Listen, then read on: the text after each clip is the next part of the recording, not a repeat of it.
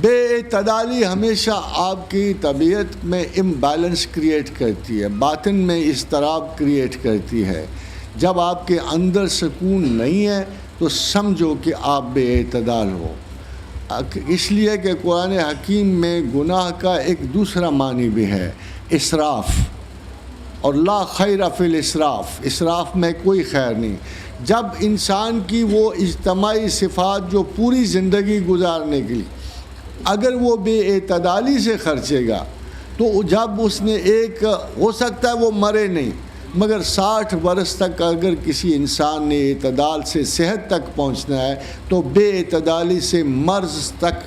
اور جنون تک پہنچے گا۔ اسی لیے یہ دعا دیکھیے جو رسول اکرم مانگا کرتے تھے کہ اللہم انا اعوذ بک من البرص والجنون والجذام وسیء الاسقام۔ اور یہ واحد پیغمبر آپ کو نظر آئیں گے کہ زندگی میں ایک مرتبہ بخار چڑھا اور وہ بھی فیٹل تھا، وہ بھی اللہ کی مرضی سے آیا اور انہیں لے گیا، ورنہ صحت کا یہ عالم تھا۔ وہ ان دعوے دار پیغمبروں کی تو طرح نہیں ہے کہ وہ ساری کی ساری زندگی بیماریوں میں گزار دی۔ وہ ایک ایسی صحت کا نمونہ ہے، ایسے خوبصورت اعتدال کا نمونہ ہے کہ ہم اگر کوشش بھی کریں، دیکھیے کیا خوبصورت حدیث ہے اور حضور کے شوق کیا ہیں، اور آپ لوگوں کی یہ جو بہت زیادہ مذہبی اور دیندار لوگ ہیں ان کے شوق کیا ہیں کہ ام المومنین عائشہ صدیقہ نے فرمایا یا رسول اللہ آئیے دوڑ لگ جائے ذرا۔ صحن بڑا کشادہ تھا، فرمایا عائشہ آؤ دوڑ لگ جائے۔ پھر دوڑ لگائی۔ ام المومنین فرماتی ہیں کہ حضور مجھ سے آگے نکل گئے، پھر میں چپ کر کے بیٹھ گئی، پھر کافی عرصہ گزرا، پھر ایک دفعہ مجھے وہ پرانا وقت یاد تھا، میں نے کہا یا رسول اللہ آج پھر دوڑ لگ جائے۔ تو ساتھ ہی کہتی ہیں کہ اس وقت حضور عمر رسیدہ ہو چکے تھے اور ان کا پیٹ کا گوشت کچھ نکل رہا تھا۔ اس مرتبہ پھر دوڑ لگائی اور ام المومنین عائشہ کہتی کہ میں جیت گئی۔ حضور نے کہا شکر ہے برابر ہوئے، ورنہ تو نے ساری عمر مجھے دوڑاتے رہنا تھا۔ تو جو پیغمبر اتنا خوش اخلاق ہو اور اتنی اچھی عائلی زندگی میں ان کے نمونے اتنے خوبصورت ہیں کہ جب مسجد میں آج ٹیلی ویژن پہ اعتراض ہوتا ہے جو ہزاروں میل دور سے صورتیں دکھاتا ہے آپ کو، اس وقت تو ٹیلی ویژن نہیں تھا، اس وقت قربت نہیں، مگر اس وقت تماشا کرنے والے مسجد میں آ کے تماشا کر رہے تھے۔ اور آپ کو پتہ ہے وہ سوڈانی غلام ہیں، ان کے لباس بھی محدود اور تماشا، مگر ام المومنین نے خواہش ظاہر کی کہ یا رسول اللہ آپ نے پوچھا عائشہ دیکھنے ہیں؟ فرمایا ہاں۔ ایک کسی بھی ہیلدی سائٹ میں آپ دیکھیں گے آپ کس حد تک الاؤنس کریٹ کر سکتے ہیں، یہ معتدل انسان کا خاصہ ہے، اس ریجڈ آدمی کا خاصہ نہیں جس نے مجھ سے ایک دن پوچھا کہ میں اتنا متقی ہوں پروفیسر صاحب کہ ساری رات عبادت کرتا ہوں، اور جب میری بیگم نازک حالات سے ہوتی ہے تو میں اس کے ہاتھ سے کھانا بھی نہیں کھاتا۔ میں نے کہا اچھے متقی ہو بھائی، تم تو اپنے پیغمبر سے بھی تقویٰ میں بڑھ گئے۔ تو خواتین و حضرات جب وہ آئے وہ دیکھتی نہیں ان کے میں فرمایا میرے شانے کے پیچھے سے دیکھ لو، اور وہ دیکھا کی، پھر پوچھا یہ جملہ سنیے، اے عائشہ کیا جی بھر گیا؟ فرمایا یا رسول اللہ جی بھر گیا۔ فرمایا پھر اندر چلے جاؤ۔ جو پیغمبر اتنا لیبریٹڈ پیغمبر ہے کہ جب ام صفیہ ہودج سے گرتی ہیں تو انجشہ ان کے غلام بڑھ کے اٹھانے لگتے ہیں، تو میرا خیال ہے کہ آپ اگر ادب کا ذوق رکھتے ہو تو حضور کے اس جملے کو پسند کرو گے کہ اے انجشہ آہستگی سے آپ گینے ہیں ٹوٹ نہ جائیں۔ آپ کا کیا خیال ہے کہ وہ ادیب کم تھے؟ ان کے ایک ادب کی ایک خوبصورت مثال وہ ہے کہ جب کسی قوم کے سامنے اترے، خیبر کے سامنے اترے، تو آپ نے ایک ایسا جملہ بولا کہ میرا نہیں خیال کہ ادب میں کوئی ایسا جملہ بولا گیا ہو کہ آپ ذرا غور کیجئے، ایک کافر جماعت جس کے مقابلے میں پیغمبر اترا ہو، جن کی عاقبت کتنی بری، جن کی زندگی کتنی بری، تو آپ نے ایک جملے میں ساری کیفیت کو سمیٹا اور فرمایا بری ہے ڈرائے گئوں کی سحر۔ کہ ایسی بھی کوئی بری قوم ہو سکتی ہے جس کے مقابلے میں خود اترا ہوا ہوں، اور جس کے مقابلے میں یہ کم بخت ہوں، تو ان کی عاقبت میں کیا خوبی ہوگی کہ ان کو کتنے بڑے ظالم ہوں گے جو پیغمبر خدا کے سامنے۔ تو فرمایا بری ہے ڈرائے گئوں کی سحر۔ اور حال یہ ہے کہ شعر ٹھیک سے نہیں پڑھ سکتے، امی ہیں، شعر نہیں ٹھیک سے پڑھ سکتے، ایک دفعہ شعر پڑھا، سیدنا ابی بکر صدیق نے کہا یا رسول اللہ یہ صحیح نہیں ہے۔ اب حال یہ ہے کہ ہمارے چھوٹے چھوٹے بزرگ فرماتے ہیں ان کو بالکل انگریزی نہیں آتی تھی، مگر جب ان سے پوچھا گیا تو انہوں نے پورا شیکسپیئر فر سنا دیا۔ آج کل کے لوگ ایسے دعوے دار ہیں، مگر حضور کا عالم یہ ہے کہ شعر پڑھا اور ابو بکر صدیق نے فرمایا یا رسول اللہ آپ نے شعر ٹھیک نہیں پڑھا، آپ نے دوبارہ پڑھا،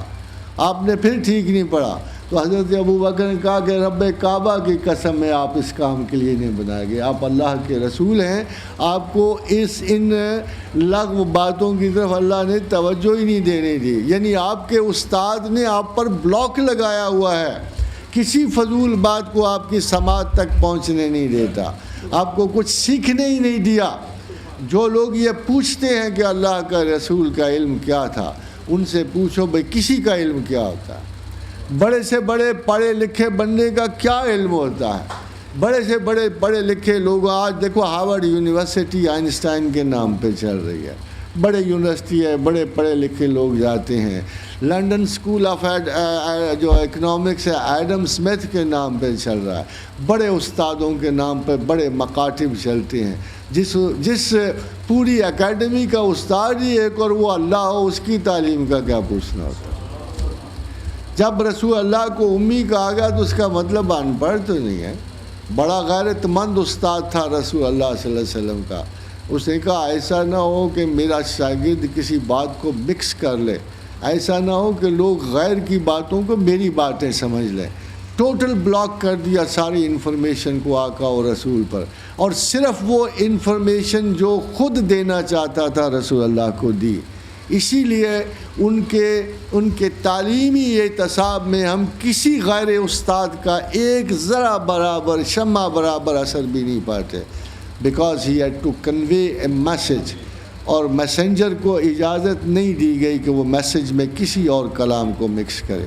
تو یہ وہ اعتدال ہے جس کی اتنی بڑی عظمتیں ہونے کے باوجود اتنے انکسار کا عالم ہے کہ سیرت ابن ہشام میں وہ لکھتے ہیں مورخ کہ حضور صلی اللہ علیہ وسلم سے خیرات مانگنے آئے، اور مانگتے مانگتے ان کو دھکیل کے کانٹوں پہ پھینک دیا، اور حضور اپنا دامن کانٹوں سے چھڑاتے تھے اور کہتے تھے اے خدا کاش کہ ان لوگوں کو پتہ ہو کہ میں ان کے حق میں کتنا فیاض ہوں، جیسے کوئی دریا اپنے لوگوں کے لیے ہوتا ہے۔ لوگ تو ان کے قریب جاتے ہوئے اس لیے نہیں ڈرتے تھے کہ وہ کوئی متکبر اور مسلم اور ایسے بزرگ نہیں تھے جن کے اور ان کے درمیان 7 تہیں بزرگوں کی جمی ہوتی ہیں، اور صرف وہ انفارمیشن جو خود دینا چاہتا تھا رسول اللہ کو دی۔ اسی لیے ان کے تعلیمی اعتصاب میں ہم کسی غیر استاد کا ایک ذرا برابر شمع برابر اثر بھی نہیں پاتے، because he had to convey a message, اور میسنجر کو اجازت نہیں دی گئی کہ وہ میسج میں کسی اور کلام کو مکس کرے۔ تو یہ وہ اعتدال ہے جس کی اتنی بڑی عظمتیں ہونے کے باوجود اتنے انکسار کا عالم ہے کہ سیرت ابن ہشام میں وہ لکھتے ہیں مورخ کہ حضور صلی اللہ علیہ وسلم سے خیرات مانگنے آئے، اور مانگتے مانگتے ان کو دھکیل کے کانٹوں پہ پھینک دیا، اور حضور اپنا دامن کانٹوں سے چھڑاتے تھے اور کہتے تھے اے خدا کاش کہ ان لوگوں کو پتہ ہو کہ میں ان کے حق میں کتنا فیاض ہوں، جیسے کوئی دریا اپنے لوگوں کے لیے ہوتا ہے۔ لوگ تو ان کے قریب جاتے ہوئے اس لیے نہیں ڈرتے تھے کہ وہ کوئی متکبر اور مسلم اور ایسے بزرگ نہیں تھے جن کے اور ان کے درمیان 7 تہیں بزرگوں کی جمی ہوتی ہیں، کہ نہیں حضرت بڑے مصروف ہیں، حضرت مراقبے میں ہیں، حضرت ملائے اعلیٰ میں ہیں، حضرت لوح محفوظ پڑھ رہے ہیں۔ مگر عالم یہ ہے، حافظ ابن قیم لکھتے ہیں کہ میرے شیخ میرے شہر میں آئے، بڑی مزے کی بات ہے، تاکہ آپ کو سمجھ آئے کہ علم کی تلاش میں استاد اور متعلم کے درمیان فاصلے نہیں ہوتے، فاصلے بزرگوں کے اور ان کے بندوں کے درمیان ہوتے ہیں۔ از خود بنے ہوئے بزرگ اور وہ بیچارے فقیر جو تلاش خدا میں جاتے ہیں، جن کو وہ رسم و رواج میں جکڑ دیتے ہیں۔ تو حافظ ابن قیم فرماتے ہیں کہ میرے شیخ آئے تو میں اس دن نہایا، غسل کیا، سرما لگایا، داڑھی ٹھیک کی، اور میں نے اپنے سر کو اچھی طرح امامے میں بند کیا اور میں نے نوک پلک درست کی، دروازے تک آیا، پھر پیچھے پلٹا، شیشے میں دیکھا کوئی کسر تو نہیں رہ گئی۔ کہتے ہیں اس وقت میرے دل میں بڑا عجیب سا سوال اٹھا، کہتے ہیں کہ اس وقت میرے دل میں بڑا عجیب سا سوال اٹھا کہ اے ابن قیم، تیرا ایک مرشد آیا ہے تو اس کے لیے اتنا اہتمام کر رہے ہو، بتاؤ تو اگر رسول اللہ کے پاس جانا ہوتا تو اتنا ہی اہتمام کرتے۔ اور میرے دل نے قسم کھا کے کہا کہ خداوند کریم، میں جس حال میں ہوتا بھاگتا ہوا چلا جاتا، میں جس حال میں ہوتا بھاگتا ہوا چلا جاتا، کیونکہ یہ ظرف استاد ہے۔ کسی استاد کا ظرف ساری گستاخیاں سمیٹ لیتا ہے، اس کو پرواہ نہیں ہوتی مینرزم کی، اس کو بندوں کی علمیت کا اندازہ ہوتا ہے، اس کا ظرف اتنا بڑا ہوتا ہے، اعتدال میں ظرف ہے یہ غیر معتدل کا ظرف نہیں ہو سکتا۔ اس کو پتہ ہے کہ غریب کا کلام ایسا ہے، اس کو پتہ ہے کہ امیر کا کلام ایسا ہے، وہ وجاہتوں کی طلب میں استاد نہیں بنا ہوتا، اس کو پتہ ہے کہ میں نے ان کو گائیڈ کرنا ہے، انسٹرکٹ کرنا ہے۔ وہ کہتے ہیں میں جس حال میں بھی ہوتا میری محبت رسول اتنی غالب ہوتی کہ میں دوڑتا ہوا ان کے قدموں پہ نثار ہو جاتا۔ ایسے کئی مرتبہ ہوا۔ آپ کو حضرت برا بن مالک کے واقعے کو یاد کرنا چاہیے کہ ایک بدو جب عرب سے دور سے آیا اور اس کے کپڑوں میں بو اور اس کے بال مٹی سے ہٹے ہوئے، اس کے جوتے کیچڑ،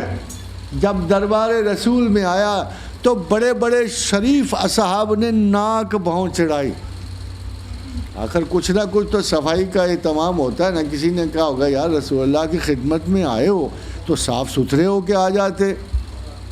صاف ستھرے نہا کے آ جاتے، کپڑے بدل کے آ جاتے، جس حال میں تم آئے ہو یہ تو رسول اللہ صلی اللہ علیہ وسلم کو اس حال میں آپ کو ملنا نہیں چاہیے تھا۔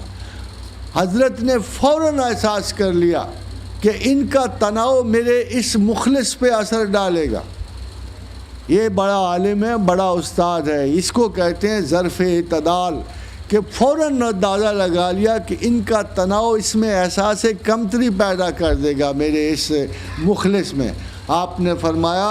بہت سے لوگ ایسے ہیں جن کے لباس میل سے ہٹے ہوتے ہیں، جن کے جوتے گرد آلود ہوتے ہیں اور جن سے بو آتی ہے، مگر اگر وہ اللہ کی قسم کھا لیں تو رب کعبہ کی قسم ان کی قسم ضرور پوری ہوتی ہے۔ اور یہ حضرت برا بن مالک تھے، اور یہ واقعہ اس وقت بائنے ہی سچ نکلا۔ اب وہ جو بڑے بڑے صحابہ تھے صاف ستھرے کپڑے پائے، فرغلیں اٹھائے ہوئے، ان کو اب احساس ہوا کہ یار ہم نے کس شخص پہ حقارت کی نظر ڈالی ہے۔ انہوں نے اپنے گناہوں کی معافی مانگی اور پھر حضرت برا کی قدر فرمائی۔ یہ بڑے استاد کا کام ہے کہ غریب و پست کو ایک جگہ جمع کر دینا۔ یہ بڑے استاد کا کام ہے کہ اونچائی اور نچائی میں تفریق نہ چھوڑنا۔ یہ بڑے ہی کسی معتدل استاد کا کام ہے۔ جس استاد میں اپنے تکبرات موجود ہوں، ابھی ایک استاد یہاں ماشاءاللہ موجود ہیں جو میرا خیال ہے کوئی 6 گاڑیاں حفاظت کے بغیر باہر نہیں چل سکتے، مگر جب سے یہ قرآن کی آیت اتری، اب دیکھیے غور کیجیے کہ ہمارے زمانے کے چھوٹے چھوٹے مذہبی علماء جو ہیں وہ اتنے خوفزدہ اور خائف ہیں سچ بولنے سے، یا سچ بولتے ہیں کہ یا شاید اپنے جھوٹ سے اتنے خائف ہیں کہ جب تک 6-7 حفاظتی گاڑیاں ساتھ نہ لے لیں وہ باہر نہیں نکلتے بلٹ پروف گاڑیوں کے بغیر۔ ایک یہ بہت بڑے استاد ایسے تھے جو سارے زمانے سے جنگ لیے بیٹھے تھے، سارے اہل کفر سے جنگ لیے بیٹھے تھے، لوگ ان کی مارنے کی سازشیں کر رہے تھے، مگر جب سے قرآن میں یہ آیت اتری واللہ یعصمک من الناس،